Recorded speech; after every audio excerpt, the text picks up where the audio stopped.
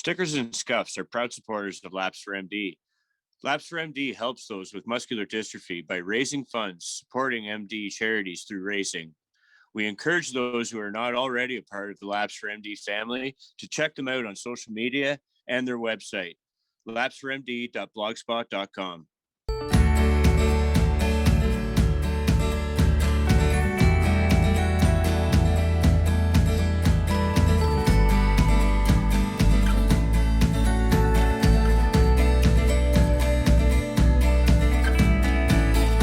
Race fans, sit back, relax, and enjoy. Stickers and Scuffs Junior co-host, the Bunn Sons. Let's go green, boys. Take it away, Owen and Riley. Welcome back to the Bunn Sons, and our guest this week is Motorsports editor for Auto Week and huge NASCAR Pinty's fan, Matt Weaver. Welcome to the show, Matt. That might be the nicest introduction that anyone has ever had for me. So thank you, guys. So my first question is, when and where did you get hooked on racing? So I actually come from a racing family. My dad is an old dirt tracker.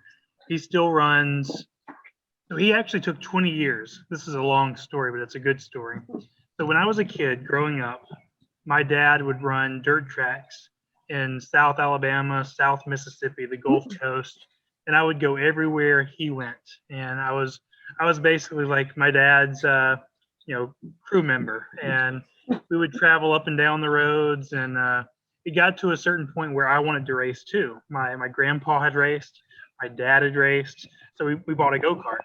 And so I raced for a couple of years, and when I started racing, he stopped.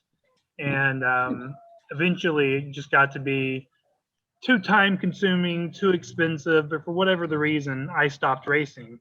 And then he didn't race for a while. But the coolest thing that happened for him, and I'm super stoked for my dad because I love my dad so much, and he's the reason I love racing. About 2 years ago, he bought a car again. So he went at least, I'm 32. So from like when I was 15 to like 30, 15 years, my dad didn't race at all. And now he's racing again, so I'm happy for him. He's the reason that I became, a racer, a racing guy. So everything always goes back to my dad. Yeah, that's really special. My second question is, when did you first hear about the NASCAR Pinty series? So I knew this question was coming, and I was thinking about it about an hour ago, and it's like, I don't know. Like I really don't know. I think the closest thing that I can remember is I was probably in high school. So we're talking 12, 13 years ago. And I remember watching the old NASCAR series, the Canadian stock car racing before NASCAR came on board. They used to air here in the US on the Speed Channel. So I remember seeing, I'm pretty sure it was Motorsport, but I'm not totally sure. It was a road course, so it had to be Motorsport. I remember watching this race from Motorsport, and I thought it was the coolest thing in the world because it's NASCAR, or in my head it was NASCAR. It's NASCAR, but Canadian. And I am like as far away from Canada as you can come, and that seemed so far away. And I just thought to myself, it's cool. They do NASCAR in Canada too. So that's where it started. And then eventually I found out that NASCAR, bought into NASCAR, and I started to follow some of the names like the DJ Kenningtons and the Alex Taglianis, and I knew them. I knew who they were, Andrew Ranger. And those were names that I knew from being an American racing fan. So that's kind of two answers there. I remember the old NASCAR, and then I remembered starting to follow in 2007 NASCAR Pinty's. My next question is, how do you describe the Pinty series itself compared to American NASCAR, like the cars, tracks, and the teams? Yeah, so they're different. Like they are way different. And when I try to explain to my American friends how it's different, I mean, obviously the schedule is way different. There's no, the Cup Series now, right? I mean, now big NASCAR. It's like big NASCAR started doing something that you guys have been doing in Canada all along. It's like you guys had it figured out, and we're just now starting to do it. It's like road courses, street course, the short tracks, and now it's like the Cup Series is going to do that. So that's the first thing I tell people. It's like the schedule is so diverse. Now we're going to add a dirt race at Oswegan, hopefully, knock on wood. Really wanted to do that last year. They're doing the dirt racing too, but the cars are different. They are very. Yeah. I don't mean this as like an insult, but they're very primitive. It's not super technologically advanced. And my favorite thing that I've ever heard about them is I think it was Kenny Schrader. I think Kenny Schrader drove one once, and he called it the late model stock with bad shocks. And the point he was trying to make is they're really hard to drive. So I believe that if you can race in the NASCAR Pinty series and you can drive one of those cars, you can drive anything.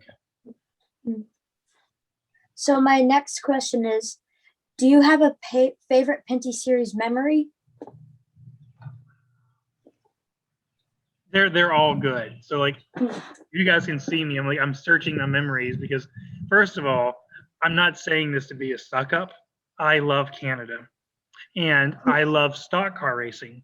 So anytime that I can go to Canada to watch stock cars, I get a little teary eyed, like, because I love it being there so much. And so I really enjoyed, Exhibition Place, Toronto, great memories doing that. The first time I ever went to a Pinty's race was Ducasa, and I love that. But I think my favorite experience was in 2019. So the last real season we had before the borders shut down, is I finally went out to the prairies for the first time ever. So I went to Edmonton and I went to Saskatoon, and that was 3 races in 4 days because we had the doubleheader and at Saskatoon on Wednesday and Edmonton on Saturday. And I've got a buddy up there, James, who lives in Saskatoon. Big shout out to James, great friend, just a great human being. And so it was kind of 2 things. One, I could hang out with James, and he is just a wonderful human being and one of my favorite people. And 2 really great racetracks in Edmonton and Saskatoon. But we drove, I think it's about a 6-hour drive. We drove on Friday afternoon from Saskatoon to Edmonton. And again, being an American and not having seen any Western Canada, it was such a cool experience because even just away from racing, we were driving across the prairies, and James was such a great host. He would point out, well, let's stop here and let's see this, and I want you to check out that. And we got to cross from Saskatchewan into Alberta, and you could see the elevation start to shift from being the plains to a little mountainous as you get closer to like Banff in that area. And so being able to experience the culture and learn about the history of Canada, and then the racing, 2 really good racetracks. Such a great experience. And I'm so bummed that I couldn't go back last year. I'm so bummed that I can't go this year. It's not on the schedule. And I'm knocking on wood so hard that come 2022, I can go back to not only Canada in general, but also Western Canada, and go back and visit you guys on the East Coast as well. I love the racing culture and the heritage. So my final question is, what is your favorite thing about covering racing? Oh gosh, probably the people. I mean, I grew up in racing my whole life, so cars are cool. Make no mistake, I love race cars. I don't think anyone would be into racing if it's not for the cars, right? Because you can't have racing without the cars. So I do love cars and I love tracks, but especially now that I'm getting older, and I've always been very sentimental. I've always been a very emotional guy, but the older I get, as I've got into my 30s, I really value the friendships with people that I make. And to do the job that I do and do it well, you have to have really good relationships with people. People have to trust you, and everything is based upon, respect and admiration. And so the fact that I've been able to, build that sort of reputation and have people think of me the same way I think of them, that's really important. And my final 2 questions are not about racing, but my third one was, we heard you're a cat dad. What is your cat's name? So we've got 2 cats. I've had a cat for about 10 years. And are you guys familiar with Dragon Ball? No. No, the Japanese cartoon Dragon Ball Z? No? Okay. So it's a Japanese cartoon, and it's called anime. But I named, and it's like an action show. It's about kung fu and karate, and there's a character in that cartoon. His name is Goatings. So I named my cat Goatings based off of that character. And our youngest cat, his name is Kinley, but this is a racing story. The reason his name is Kinley is we found him and we adopted him at Southern National Motorsports Park at a racetrack. And that racetrack is located in Kinley, North Carolina. So he's that's cool. And we also have 2 cats, Macy and Molly, and I also love cats. Where do their names come from? They don't come from anything that we know, but the name is just Macy and Molly for all we know. Alliteration, the 2 M's, Macy, Molly. Yeah. And my final question is, describe your perfect poutine.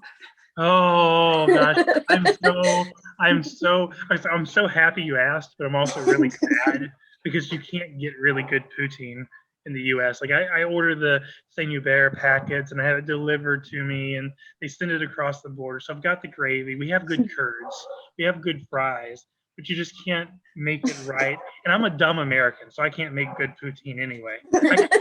I can eat good poutine, but I can't make it.